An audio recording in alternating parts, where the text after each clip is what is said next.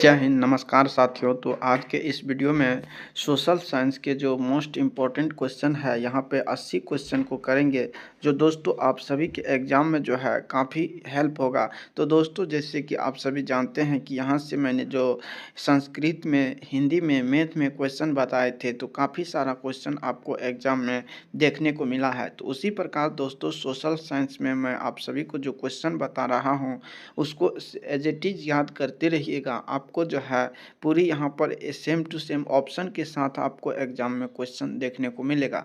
तो चलिए वीडियो को शुरुआत करते हैं। साथियों यहाँ पर हम 80 क्वेश्चन को करेंगे, तो आप लोग पूरे अंत तक सभी क्वेश्चन को देखिएगा। पहला क्वेश्चन है कि फ्रैंकफर्ट की संधि कब हुई थी, तो इसका आंसर बताएगा। तो फ्रैंकफर्ट की संधि जो है ना, ये कब हुआ था, तो 1871 ईस्वी में हुआ था। तो हमारा आंसर ऑप्शन नंबर यहाँ पर ए बिल्कुल सही उत्तर होगा। आप लोग इसको याद रखिएगा। कहता है कौन बीमारू राज्य में नहीं आता है, तो बीमारू राज्य जो है ना, BIMARU, यानी कि इसमें जो है बिहार आता है, मध्य प्रदेश भी आता है, कहा जाए तो बिहार आता है, मध्य प्रदेश आता है और उड़ीसा भी आता है, लेकिन कर्नाटक इसमें नहीं आता है। तो सी जो है यहाँ पर बिल्कुल सही जवाब हो जाएगा।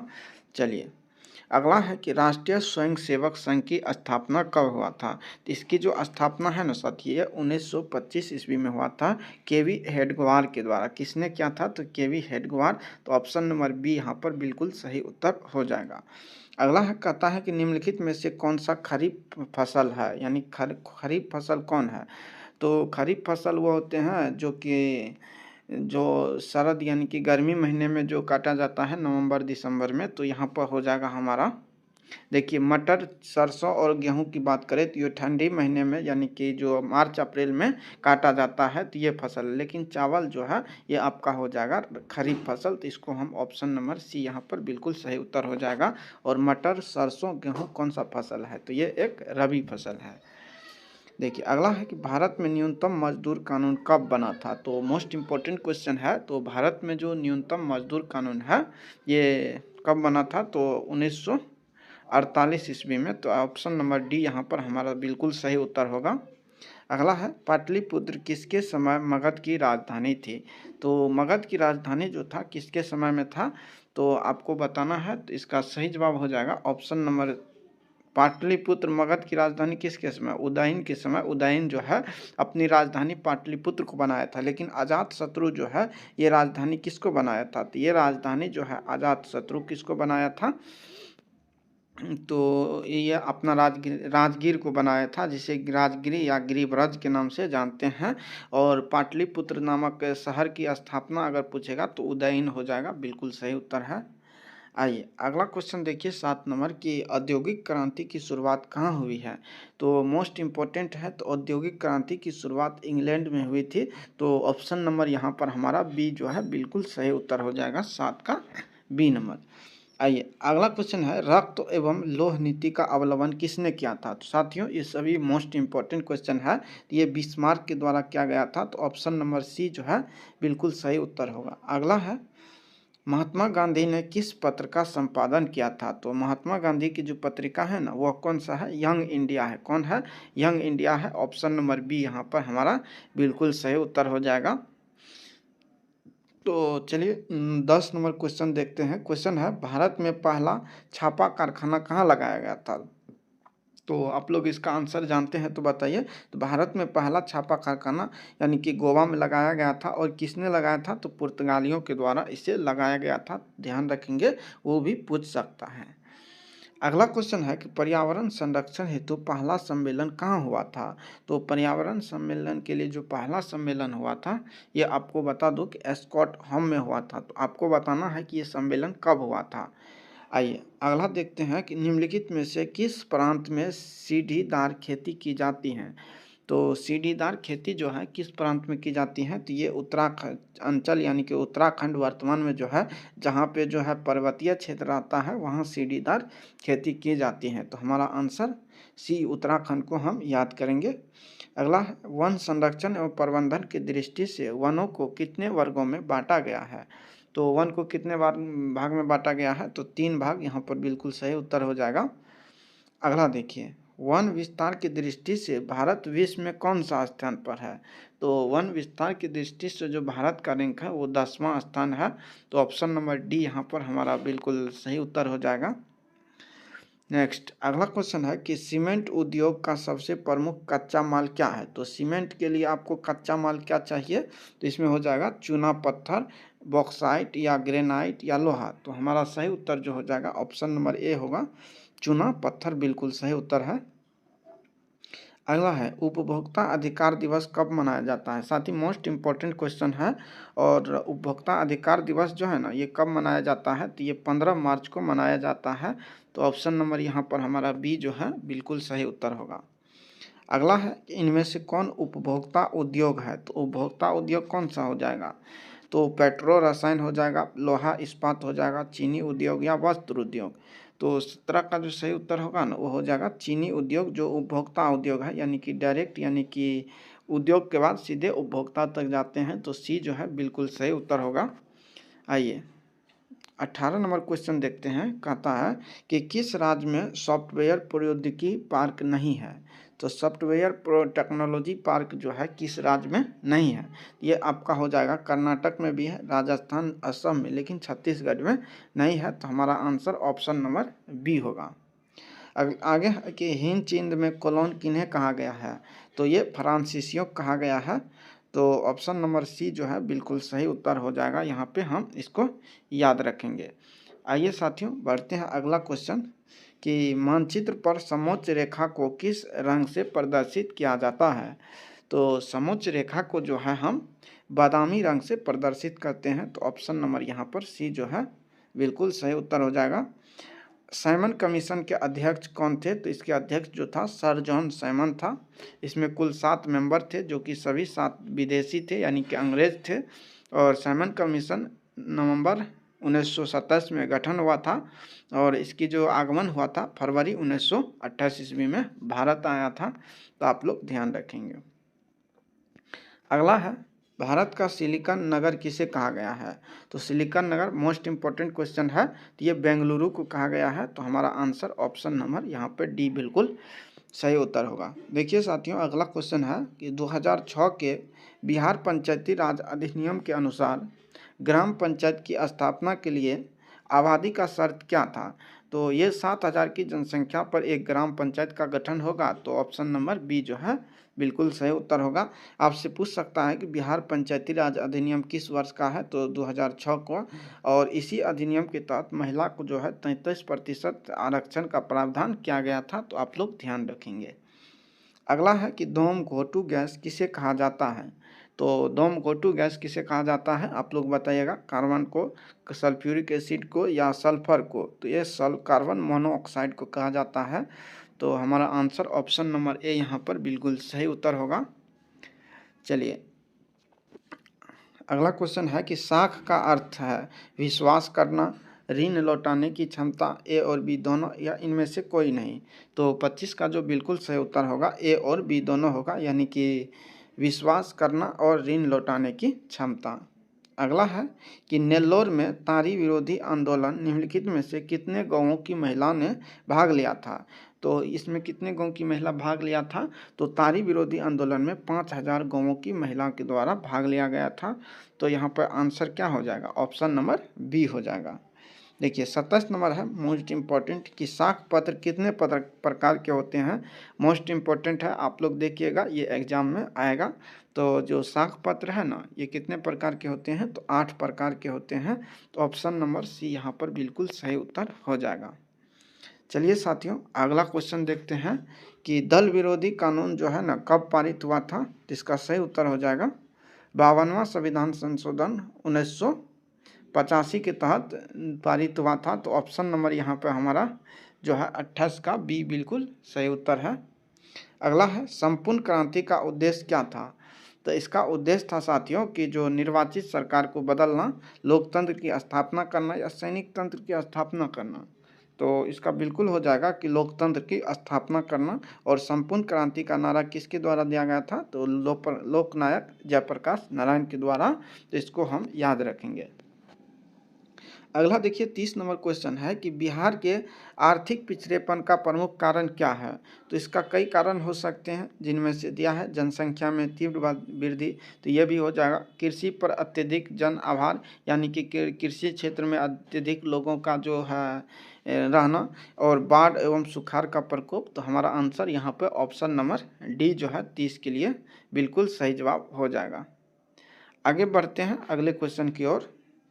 31 नंबर क्वेश्चन देखिए कि बिहार में जीवन यापन का मुख्य साधन क्या है। तो बिहार में जो जीवन यापन का मुख्य साधन वैसे अभी कृषि को माना जाता है। तो ऑप्शन नंबर ए यहाँ पर हमारा सही उत्तर हो जाएगा। चलिए साथियों, अगला क्वेश्चन है कि मानव विकास सूचकांक कितने हैं। तो मानव विकास सूचकांक जो है कितने हैं, तो 3 है। कितने हैं, 3 है। तो 32 का हमारा आंसर ऑप्शन नंबर बी हो जाएगा। यानी कि शिक्षा हो जाएगा, जीवन प्रत्याशा और प्रति व्यक्ति आय, ये तीनों मानव विकास के सूचकांक है। अगला है भारत का सबसे बड़ा वाणिज्यिक बैंक कौन सा है। तो ये SBI है, भारत का सबसे बड़ा वाणिज्यिक बैंक। और आपको बताना है कि SBI की स्थापना किस वर्ष हुई है। और 1 जुलाई को SBI की स्थापना दिवस मनाया जाता है, तो ये भी ध्यान रखना और आपको कमेंट में बताना है कि किस वर्ष इसकी स्थापना हुई है। नेक्स्ट जो अगला क्वेश्चन है कि भारत में सहकारिता आंदोलन का प्रारंभ कब हुआ था। तो सहकारिता आंदोलन जो है ना, इसकी प्रारंभ 1904 ईस्वी में माना जाता है। तो ऑप्शन नंबर ए बिल्कुल सही उत्तर हो जाएगा। अगला है कि एक अर्थव्यवस्था के किस क्षेत्र को सेवा क्षेत्र कहा जाता है। तो प्राथमिक क्षेत्र को कृषि क्षेत्र, द्वितीयक क्षेत्र को जो है औद्योगिक क्षेत्र, और तृतीयक क्षेत्र को हम सेवा क्षेत्र कहते हैं। तो हमारा आंसर क्या हो जाएगा, ऑप्शन नंबर सी हो जाएगा। आइए अगला क्वेश्चन है कि इनमें से कौन भारतीय कंपनी बहुराष्ट्रीय कंपनी है। तो नोकिया, सैमसंग या डाबर। तो डाबर जो है एक बहुराष्ट्रीय कंपनी है। तो ऑप्शन नंबर बी बिल्कुल सही उत्तर हो जाएगा। चलिए आगे बढ़ते हैं अगले क्वेश्चन की ओर। क्वेश्चन है कि उपभोक्ता जागरूकता आंदोलन का प्रारंभ कब हुआ, कहाँ से हुआ है, ये पूछा गया है। तो उपभोक्ता जागरूकता आंदोलन का जो प्रारंभ है ना, ये कहाँ से माना जाता है। तो इंग्लैंड से माना जाता है, जहाँ से औद्योगिक क्रांति की शुरुआत हुआ था। अगला है उपभोक्ता संरक्षण अधिनियम के अंतर्गत उपभोक्ताओं की अपील सुनने का अधिकार है राज्य आयोग को, राष्ट्रीय आयोग को, या ए और बी दोनों को, या इनमें से कोई नहीं। तो हमारा आंसर जो है ऑप्शन नंबर सी हो जाएगा, राज्य आयोग और राष्ट्रीय आयोग दोनों को। तो इसको हम याद रखेंगे साथियों, मोस्ट इम्पोर्टेंट प्रश्न है। अगला है बिहार किस भूकंप जोन में आता है। तो बिहार किस भूकंप जोन में आता है, तो ये तीसरा भूकंप जोन में आता है। तो हमारा आंसर ऑप्शन नंबर सी हो जाएगा। अगला है सुदूर संवेदी उपग्रह का प्रयोग किस लिए होता है। तो सुदूर संवेदी उपग्रह जो है इसका प्रयोग होता है मौसम विज्ञान के लिए, संचार के लिए, संसाधन खोज के लिए। तो इन सभी के लिए होता है। तो आंसर हमारा ऑप्शन नंबर डी यहाँ पर बिल्कुल सही उत्तर होगा। अगला है सन 1870 में फ्रांस और पर्सा के बीच कौन सा युद्ध हुआ था। ये सेडोन का युद्ध हुआ था। तो ऑप्शन नंबर यहाँ पर ए बिल्कुल सही उत्तर हो जाएगा, सेडोन का युद्ध, याद रखेंगे, मोस्ट इम्पोर्टेंट है। अगला है नर्मदा घाटी परियोजना किससे संबंधित है। तो नर्मदा घाटी परियोजना जो है ये आपको हो जाएगा जल से संबंधित है। तो ऑप्शन नंबर सी यहाँ पर बिल्कुल सही उत्तर है। चलिए बढ़ते हैं अगले क्वेश्चन की ओर। गिरमिटिया किसे कहा जाता है। तो गिरमिटिया जो है अनुबंध मजदूर को, या रोगियों को, या छिपकलियों को, या अंग्रेज को। ये किसे कहा गया है, तो अनुबंध मजदूर को कहा गया है। तो हमारा आंसर क्या हो जाएगा, 43 का ए नंबर बिल्कुल सही उत्तर है। अगला है पक्की सड़कों है। यहाँ पे पक्की सड़कों की लंबाई की दृष्टि से प्रथम स्थान पर कौन सा राज्य है। यहाँ महाराष्ट्र जो है बिल्कुल सही उत्तर हो जाएगा, महाराष्ट्र में सर्वाधिक पक्की सड़क है। चलिए आइए अगला है निम्नलिखित में से खरीफ फसल कौन है। तो खरीफ फसल आपको बताना है तो कौन एक खरीफ फसल है। तो खरीफ फसल इससे पहले भी देखे थे। तो गेहूं कौन सा है, रबी फसल, सरसों रबी फसल, मटर रबी फसल, और चावल कौन सा फसल हो जाएगा, खरीफ फसल। चलिए अगला है तमिलनाडु में कौन सी पहाड़ी पर चाय और कॉफ़ी की खेती की जाती है। तो चाय और खेती के कॉफ़ी के जो होता है ना, तमिलनाडु में कौन सी पहाड़ी है, तो वो है नीलगिरी की पहाड़ी। कौन सी है? नीलगिरी की पहाड़ी। तो ऑप्शन नंबर ए यहाँ पर बिल्कुल सही उत्तर हो जाएगा। आगे देखिए, अगला है क्षेत्रवाद की भावना एक कुपरिणाम है। तो किसका परिणाम है? तो क्षेत्रवाद की भावना जो है ना, एक अलगाववाद का परिणाम है। तो ऑप्शन नंबर यहाँ पे डी बिल्कुल सही उत्तर होगा। अगला है भारत में हुए 1977 के आम चुनाव में किस पार्टी को बहुमत मिला था। तो मोस्ट इम्पोर्टेंट प्रश्न है। तो ये मिला था भारतीय जनता पार्टी हो जाएगा, और 1977 में जनता पार्टी की ही सरकार बनी थी। तो ऑप्शन नंबर बी यहाँ पर बिल्कुल सही उत्तर होगा। अगला है गेरिबाल्डी पेशे से क्या था। तो गेरिबाल्डी पेशे से नाविक था। तो हमारा आंसर ऑप्शन नंबर डी जो है बिल्कुल सही उत्तर हो जाएगा। चलिए अगला क्वेश्चन देखते हैं। क्वेश्चन नंबर 50 पे आए हैं। मेजनी का संबंध किस संगठन से था। तो मेजनी का संबंध कार्बोनरी संगठन से था। किससे? कार्बोनरी से। तो ऑप्शन नंबर 50 का जो है बी बिल्कुल सही उत्तर हो जाएगा। अगला है हंगरी की भाषा क्या है। तो हंगरी की राजधानी वोडापेस्ट है, और इसकी जो भाषा है ना वो है मेंग्यार। क्या है? मेंग्यार भाषा है। तो ऑप्शन नंबर ए यहाँ पर सही उत्तर होगा। अगला है लाल कुर्ती का गठन किसने किया था। तो लाल कुर्ती दल जो है ना कि किसके द्वारा बनाया गया था। तो मेजनी के द्वारा, काउंट काबूर के द्वारा, बिस्मार्क या गेरिबाल्डी। तो इसका सही उत्तर हो जाएगा गेरिबाल्डी। बिल्कुल सही उत्तर है। लाल कुर्ती गेरिबाल्डी से संबंध है। अगला है लाल सेना का गठन किसने किया था। तो लाल सेना जो है ना ये ट्रोस्की के द्वारा किया गया था। तो हमारा आंसर यहाँ पर 53 का सी होगा। अगला है अंकोर वाट का मंदिर कहाँ स्थित है। तो ये आपको हो जाएगा थाईलैंड, वियतनाम, लाओस या कंबोडिया। तो इसका सही उत्तर हो जाएगा कंबोडिया में। बिल्कुल सही उत्तर है डी नंबर। आइए, रंपा विद्रोह कब हुआ था। मोस्ट इम्पोर्टेंट प्रश्न है, स्टार लगा लीजिए इसको, यह आपसे पूछा जाएगा। तो रंपा विद्रोह जो है ना ये कब हुआ था।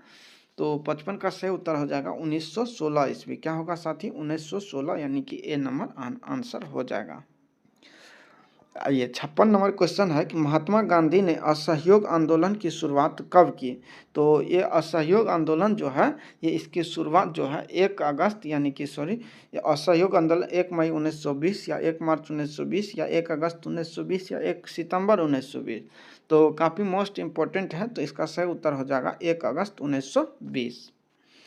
आइए अगला देखते हैं कि कोयला किस प्रकार का संसाधन है। तो कोयला अनवीकरणीय है, नवीकरणीय है, जैव है या अजैव है। तो कोयला का हम जैसे सट जाएगा तो यानी कि रीयूज नहीं कर सकते हैं। तो ये अनवीकरणीय संसाधन हो जाएगा।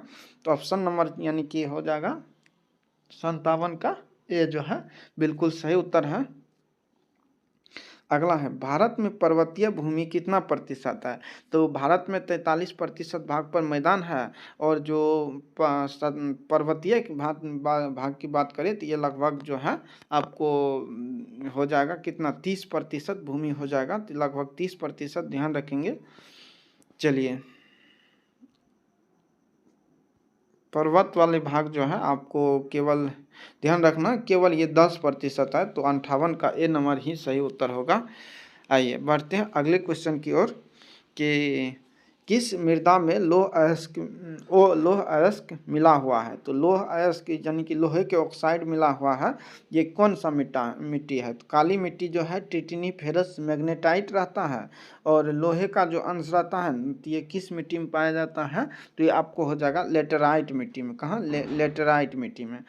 आइए अगला क्वेश्चन है कि काली मृदा का दूसरा नाम क्या है। तो काली मिट्टी को रेगुर मिट्टी या इसे कपासी मिट्टी भी हम कहते हैं। सर्वाधिक विस्तार जो है ये जलोढ़ मिट्टी का है, और ये लगभग 43% भाग पे जलोढ़ मिट्टी का विस्तार है। ध्यान रखेंगे। आइए अगला क्वेश्चन है कि जो पृथ्वी पर स्वच्छ पेयजल कितना प्रतिशत है। तो ये केवल 2.5% है। कितना है साथियों? 2.5%। तो हमारा आंसर ऑप्शन नंबर डी होगा। अगला है कि किस राज्य में वन का सबसे अधिक विस्तार है। तो सर्वाधिक वन कहाँ है। तो ये केरल हो जाएगा, कर्नाटक, मध्य प्रदेश या उत्तर प्रदेश। तो इसका सही उत्तर होगा ऑप्शन नंबर सी यानी कि मध्य प्रदेश। बिल्कुल सही उत्तर है। चलिए अगला है कि नस्ल नस्ल का आधार है। नस्ल का आधार क्या है? धार्मिक है, आर्थिक है, जीवन शास्त्र है या सामाजिक है? तो इसका सही जो उत्तर होगा वो जीवन शास्त्र हो जाएगा। ऑप्शन नंबर ए बिल्कुल सही उत्तर है। अगला है कि भारतीय संविधान के किस अनुच्छेद में नागरिकों को स्वतंत्रता का मूल अधिकार दिया गया है? तो स्वतंत्रता का जो मूल अधिकार है ना, ये कहाँ है? तो आपको 64 का जो सही आंसर हो जाएगा आर्टिकल नंबर 19 में। आइए अगला है कि भारत का विभाजन का मूल आधार था। तो भारत का मूल विभाजन का मुख्य आधार क्या था? जाति था, लिंग था, धर्म था या उपर्युक्त सभी?